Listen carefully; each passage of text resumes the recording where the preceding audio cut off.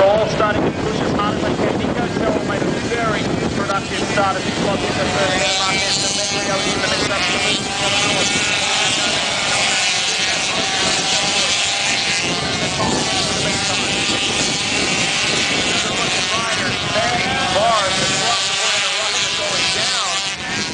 after contact. Well, that was Rancetter going down, and you saw the 38 Polaris, well, Aprilia of Bradley Smith having to take evasive action early, and he got hit by some other competitors, and Marquez loses a spot. And this is the way 125 racing will go. All minutes chasing our leader, the 44 machine, trying to figure out how they're going to get this started. 21 laps to go. Every lap, the riders need more experience here in the round of Indianapolis. Whether it's consideration if it does happen to rain, and we have done 16 laps. The riders relaxing their hands as they come down the front straightaway. How many different places on this circuit will the riders have to relax? Not really a lot of time, but very demanding. First riders short. On a 125, a little longer. 19 to go. Just turned the fastest lap of the race at a speed of 214 kilometers an hour, so near 133 miles per hour. And look at the motorcycle moving around as Sparko really working his motorcycle to try to get the most out of it. The Derby under protest on the switchback. Pit lane, so that puts paid to any chances he had of a good point pull here in Indianapolis. And just to keep your eyes on Steve Fonzie, who made his way around the opener now, up into 11th place is Steve Fonzie, so knocking on the door of the rival horses, the number 24 machine. So now, Mike DeMiglio on the chart. The 63 of Mike DeMiglio around.